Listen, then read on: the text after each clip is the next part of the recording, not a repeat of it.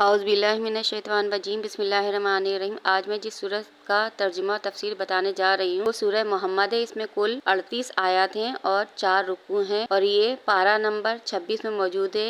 آج 1 سے 11 آیات کا ترجمہ تفسیر بیان کروں گی اور یہ سورۃ مدینہ ہے۔ ترجمہ ہے: اور جنہوں نے کفر کیا اور اللہ کی راہ سے روکا، اللہ نے ان کے عمل برباد کیے، اور جو ایمان لائے اور اچھے کام کیے اور پر ایمان لائے جو محمد صلی اللہ علیہ وسلم پر اتارا گیا، اور وہی ان کے رب کے پاس سے حق سے اللہ نے ان کی برائیاں اتار دی اور ان کی حالتیں سنوار دی۔ اور یہ اس لیے کہ کافر باطل کے پیرو ہوئے اور ایمان والوں نے حق کی پیروی کی جو ان کے رب کی طرف سے ہے۔ اللہ لوگوں سے ان کے احوال یوں ہی بیان فرماتا ہے: تو جب کافروں سے تمہارا سامنا ہوگا تو گردنیں مارنا ہے، یہاں تک کہ جب انہیں خوب قتل کر لو تو مضبوط باندھو، پھر اس کے بعد چاہے احسان کر کے چھوڑ دو، چاہے فدیہ لے لو، یہاں تک کہ لڑائی اپنے بوجھ رکھ دے۔ بات یہ ہے، اور اللہ چاہتا تو آپ ہی ان سے بدلہ لیتا، مگر اس لیے کہ تم میں ایک کو دوسرے سے جانچے۔ اور جو اللہ کی راہ میں مارے گئے، اللہ ہرگز ان کے عمل ضائع نہ فرمائے گا، جلد انہیں راہ دے گا اور ان کا کام بنا دے گا اور انہیں جنت میں لے جائے گا، انہیں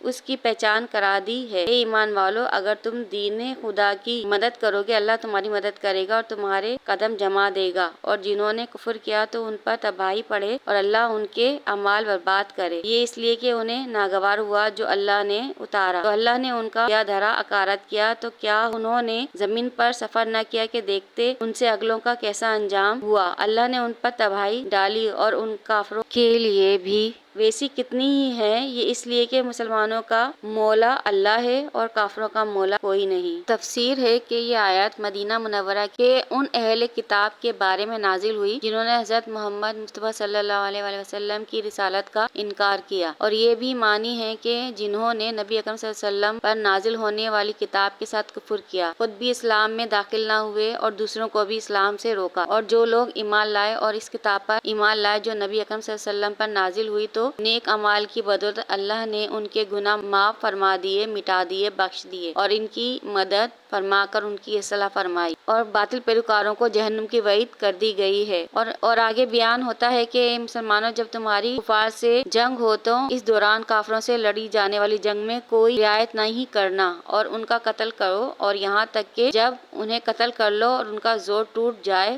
تو باقی لوگوں کو پکڑ کر قید کر لو اور انہیں مضبوطی کے ساتھ باندھ دو تاکہ وہ بھاگ نہ سکیں۔ قید کرنے کے بعد تمہیں 2 باتوں کا اختیار ہے کہ جن کو قید کیا ہے یا تو ان کو فدیہ لیے بغیر چھوڑ دو یا پھر فدیہ لے کر چھوڑ دو۔ یہ لڑائی اس وقت تک ہے جب کافر اپنے ہتھیار رکھ نہ دیں اور مشرکین مکہ جنگ ختم ہونے کے بعد اسلام قبول کر لیں اور اسلام لے آئیں۔ اللہ کا یہی حکم ہے۔ اور جو لوگ اللہ کی راہ میں شہید ہوئے، مارے گئے، ان کی فضیلت بیان کی جا رہی ہے۔ چنانچہ جو اللہ کی راہ میں شہید ہوئے، اللہ ان کے اعمال ضائع نہیں کرے گا اور انہیں جنت میں داخل فرمائے گا۔ حضرت قیس رضی اللہ عنہم سے روایت ہے کہ رسول کریم صلی اللہ علیہ وسلم نے ارشاد فرمایا: شہید کو 6 خصلتیں عطا کی جاتی ہیں۔ نمبر 1، اس کے خون کا پہلا قطرہ گرنے ہی سے پہلے اس کے گناہ معاف کر دیے جاتے ہیں۔ نمبر 2، جنت کا ٹھکانہ دکھا دیا جاتا ہے۔ نمبر 3، حورِ عین سے ان کا نکاح کیا جاتا ہے۔ نمبر 4، بڑی گھبراہٹ اور قبر کے عذاب سے امن میں رہے گا۔ اور 5واں ہے، اسے ایمان کا حلہ پہنایا جائے گا۔ اور 6واں، اس کو پاکیزہ رزق دیا جائے گا۔